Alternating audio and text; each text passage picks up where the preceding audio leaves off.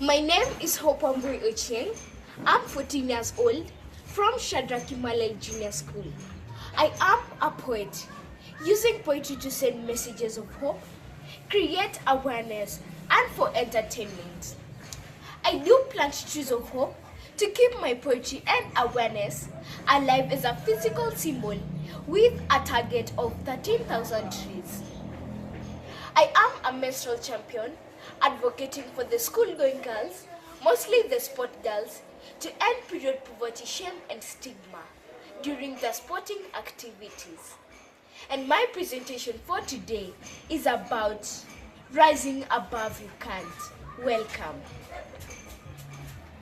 I come from the slums of Kibera, where the streets have no names but shochem, where dreams are whispered into cracked walls, and hope is hung on the clothesline to dry with the morning sun. My roof is rusty, my walls are shaky, but my spirit is unbreakable. People look at me and only see what's missing: a school bag without zips, a uniform stitched too many times, leaks on my uniform for using rags due to lack of proper menstrual products, gender-based violence cry that haunts me, shouts that speak in tongues because their souls are torn. But let me tell you what they don't see. They don't see the poems I write in my mind while fetching water in broken jerry cans, while the taps run dry. They don't hear the poems of hope I sing in my mind while dodging borders on my way to school. I am that girl, the one they said will never rise, but I've been rising every single day through dusty roads, rising above you can't, with a voice they never expected to hear. I may live in a house made of mud, but my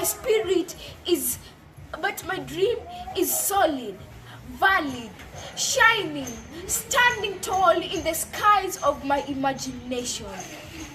My talent is loud, and through my poetry, my brand, my courage says, I am not where I live.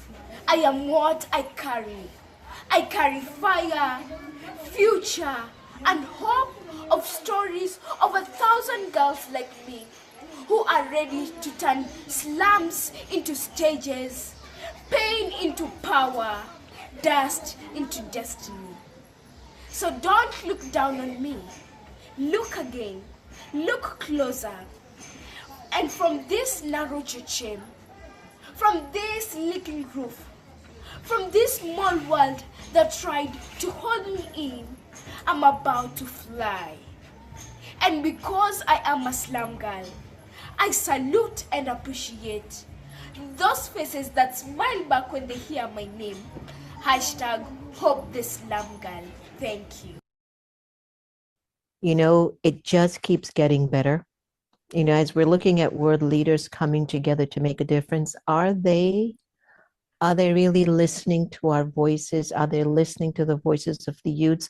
Is this G20 summit going to be just another meeting of great leaders sharing whatever they want to share, but go back home and do nothing?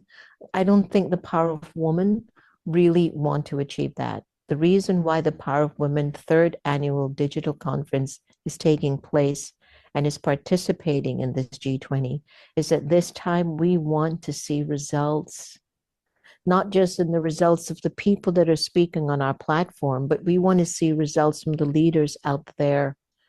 Leadership matters, but also grassroots voices matter even more. And without the grassroots voices, there would be no leader.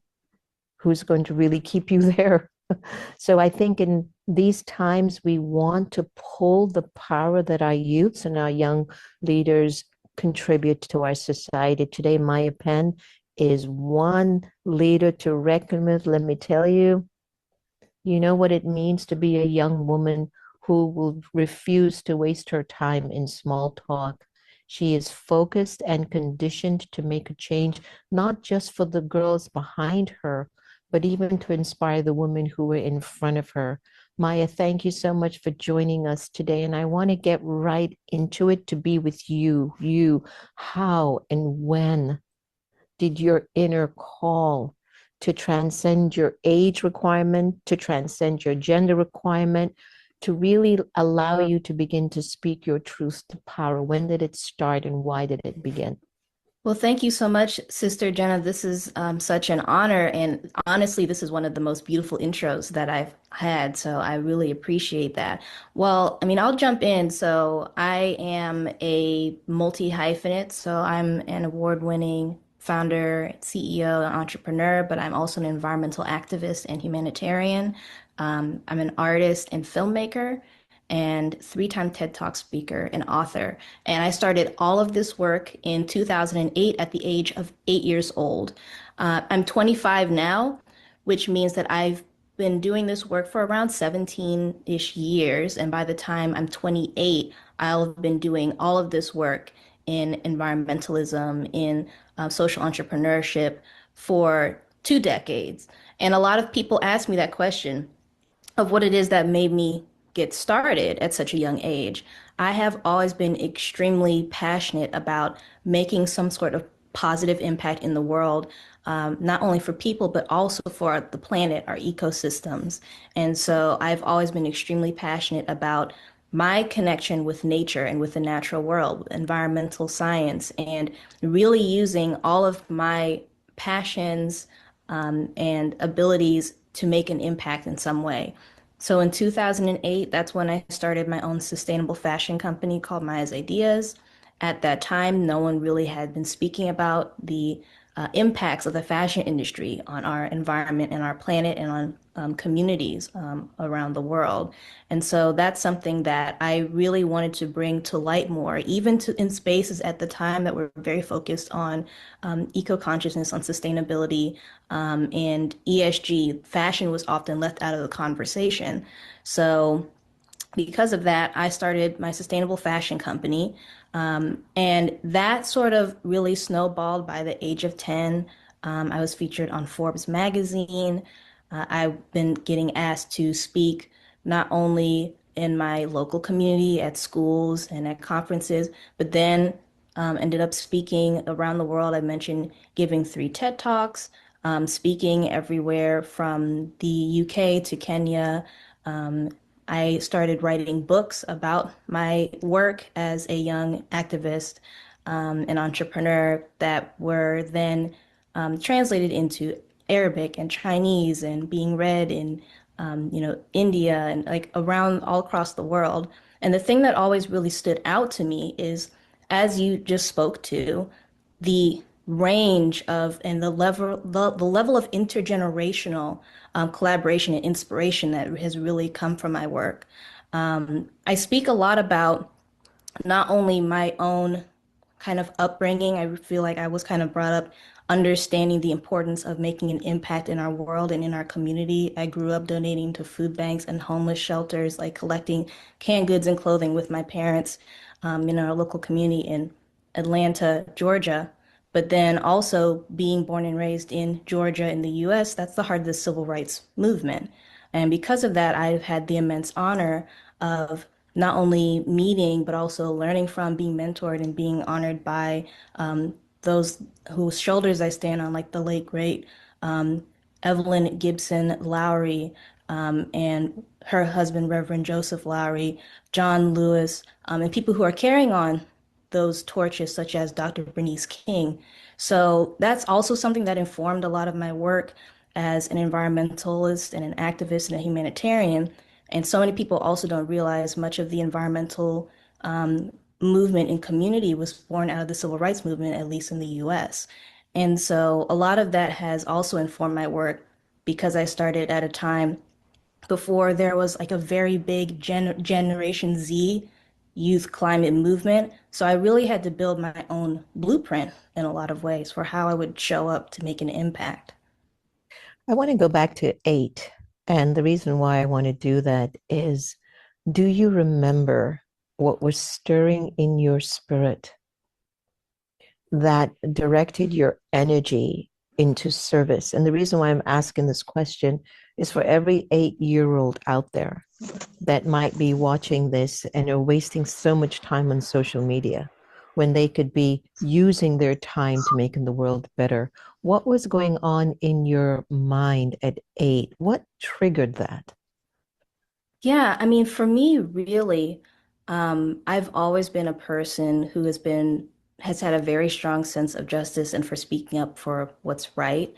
I've always been really passionate about understanding the interconnectedness that we all share not only as people, but also with this beautiful planet that we've really been blessed to live on. And all of from the smallest insects to like the largest, 100-year-old trees, like all of that has really been my world, and I've had such an affinity for from such a young age. And because of that, I think that's what has really been at the core of everything that I do. And it shows up in so many different spaces and places. It shows up in the, you know, grassroots organizing that I do with local and global nonprofits and initiatives that are, on the front lines, for example, of the climate crisis, but not only are on the front lines and experiencing the most impacts, but also have solutions and traditional ecological knowledge that can be utilized and scaled up to then benefit everyone who's experiencing environmental issues, like the climate crisis. It shows up in that way. It shows up in my work as an artist and as an animator and as a filmmaker. I actually have directed and lead animated an environmental short film called Asali, Power of the Pollinators, which is focused on the interconnections between humans and nature. Pollinators are, of course, a big focus. The main character is a honeybee. It's executive produced by Viola Davis and features the voice of Whoopi Goldberg, Monique Coleman, a number of incredible talents. And that's like another way using art as to make an impact.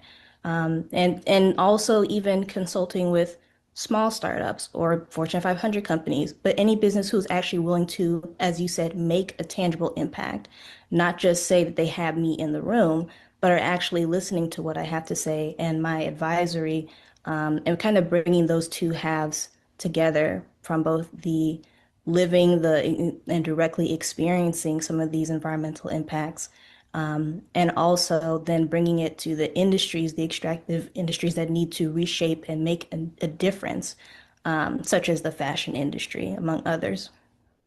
So let's just speak to the environment. Give me an example of something that you feel leaders should begin to focus on to make our environment more sustainable. Yes. For me, there are so many really key solutions. I'm very much a solutions-based activist. So I'm not only educating people on what's actually directly happening to people and communities and ecosystems, but then I'm also presenting you with the solutions that stand out the most to me. The first thing I want to say is really understanding the power in bringing in people's lived experience as and understanding the level of expertise that comes within lived experience. I think that's something that's very critical, especially now, because if you look to communities in the global South, island communities, and of course, a lot of the more marginalized communities within the global North as well, who may be experiencing environmental injustices.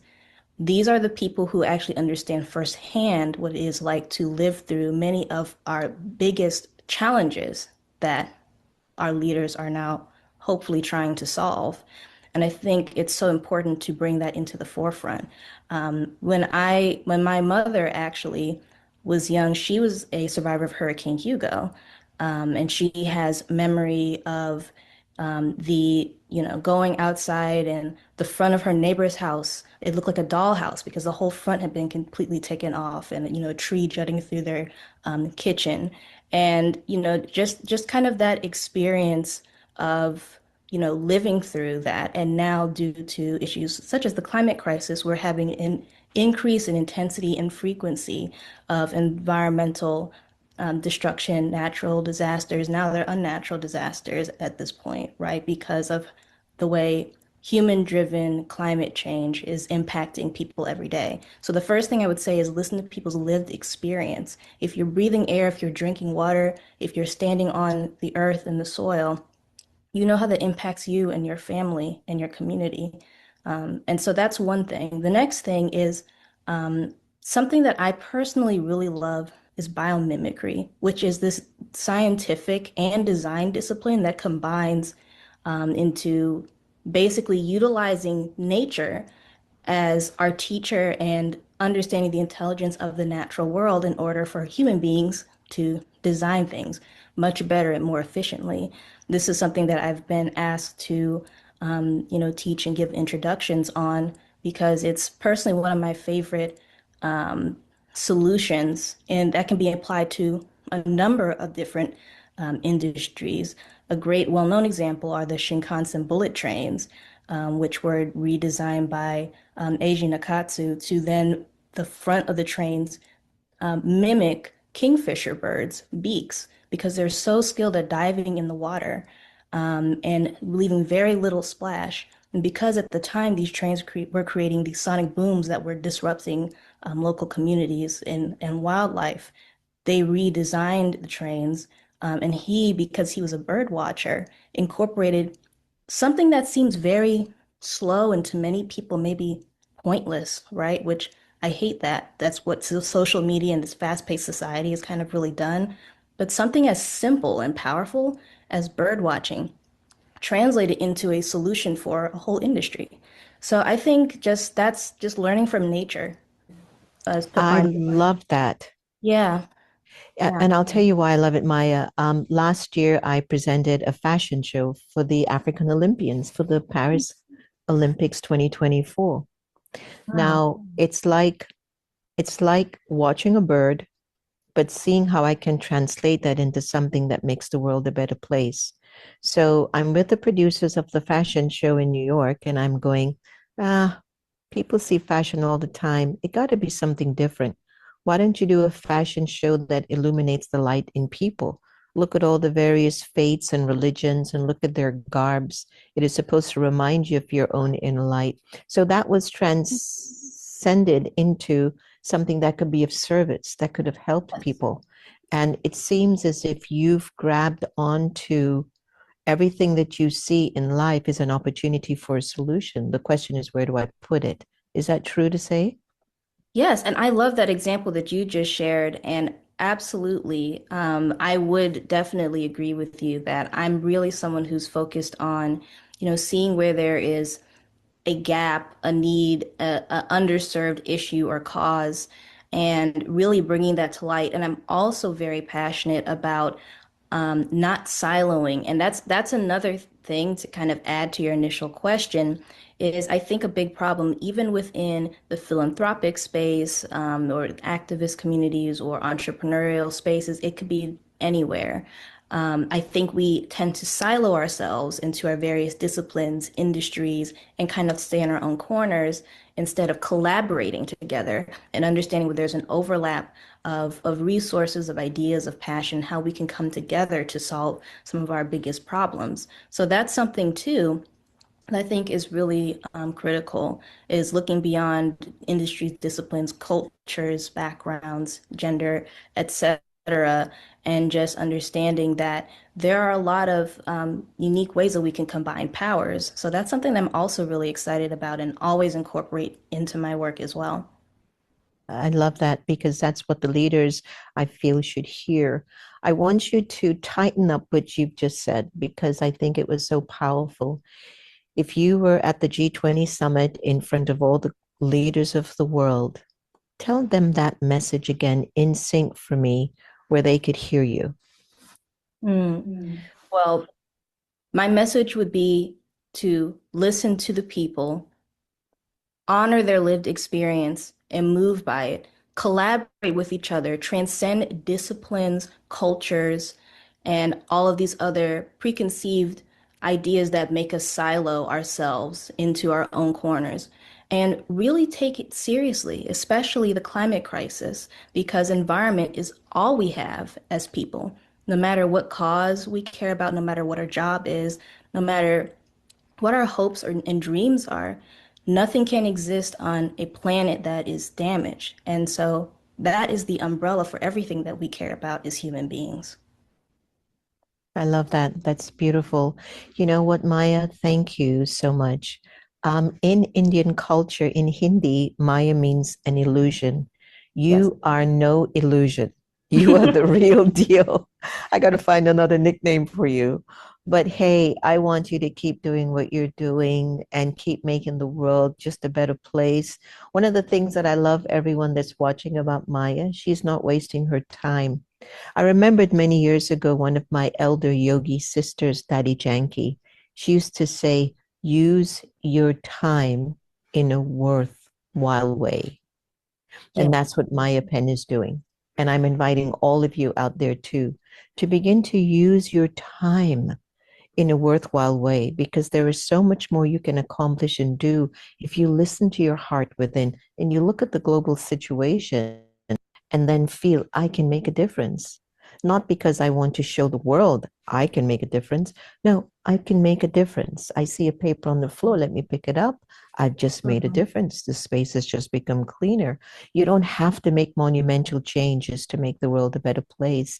You can start just right where you are, something small. Maya Penn, thank you so much for joining the Power of One third annual digital conference. And I hope that you'll continue to join on board. It is a wonderful movement, and I'm looking forward to hearing so much more about you, Maya. Thank you so much. Thank you so I know a little secret that you've been a part of the emergence of this museum, which includes our current Pope, Leo. Could you tell us a little bit about that magical wonder and how did that make you feel? Absolutely. So, just last month, I had the honor of being featured in the United Nations Food and Agriculture Organization's new museum that they opened in their headquarters in Rome, Italy. And I'm an official champion of the UNFAO. And it was part of a celebration focused on sustainability, especially within agriculture. And His Holiness Pope Leo was also a part of that celebration. And it was such an honor to be a part of that, as well as Monique Coleman, who's a good friend of mine, who's not only an actress, but also was the first ever United Nations Youth Champion and is also a cast member in the animated short film Asali that I created, which has also been part of our collaboration using that animated film to create education around sustainability, biodiversity, and how it also connects with agriculture. So that was a huge honor. And I'm really excited for people to be able to see it. And I'm basically like almost like a hologram in the museum welcoming in English speakers. So it's really cool. Oh, wow. Now it's already open and the name of the museum and it's located where? So it is already open, and it is called the FAO Museum Network. So FAO for Food and Agriculture Organization Museum and Network. And it is in Rome, Italy. And it's such an amazing, incredible experience. And they bring together so much expertise across indigenous knowledge, all the way to sustainable and green technologies and everything in between from around the world, and it's really amazing. Excellent. Congratulations on that. I'm very Thank proud you. of you. I- Excellent.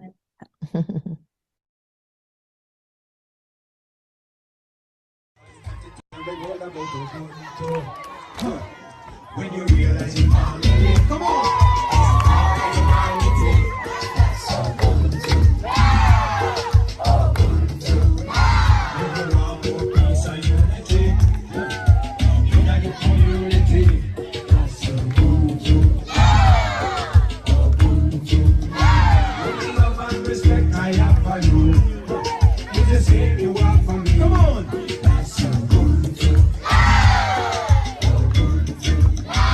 So tell all the people here.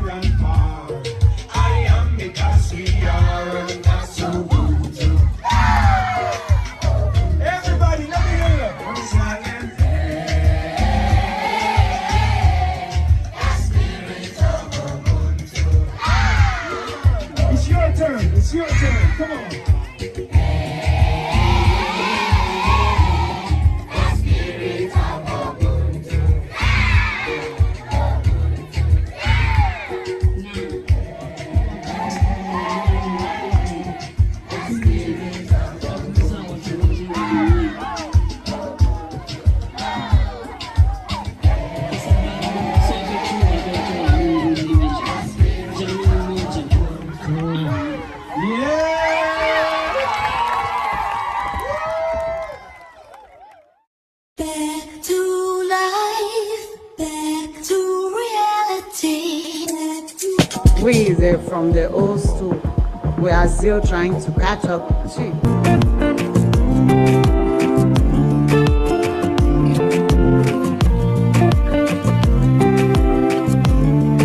During our generation, if you don't listen to us, we're going to make you listen. It was very, very eye-opening. It was very great to, listen to all these women, what they've achieved, what they do. I love seeing women come together, and it's always like a top-tier experience for me. As a woman in tech, in Africa, please be sure to speak up. Don't be silenced.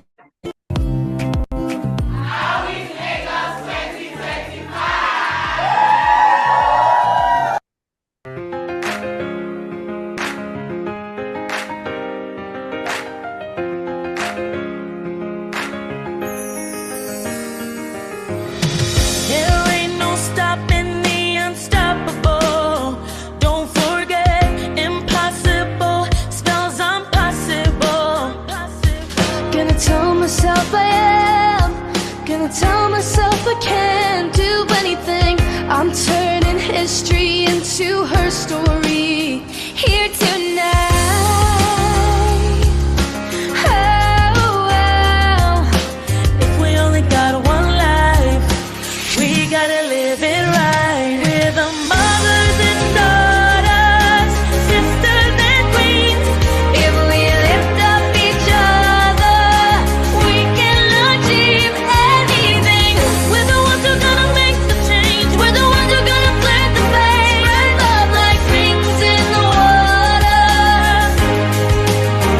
Yeah, that's the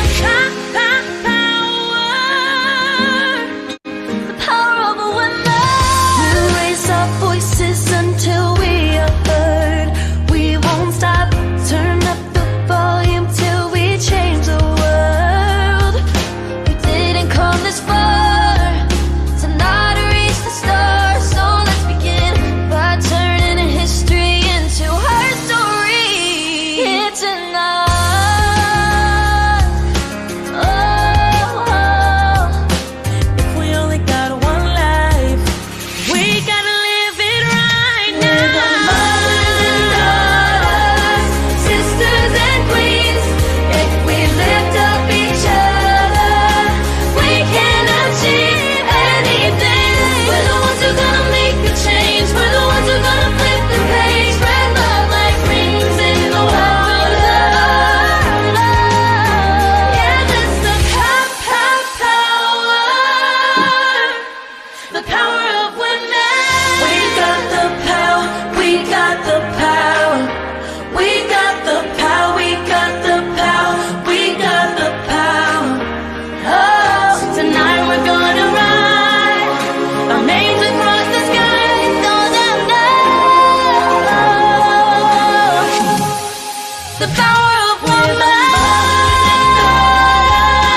Sisters and queens, sisters and queens. We can achieve anything. We're the ones who are gonna make the change. We're the ones who are gonna flip the page. Spread love like rings in the water. Yeah, that's the power. We got the power. We got the power. We got the power. We got the power. We got the power. Oh, tonight we're gonna ride. Our names across the sky, so they'll know the power of women.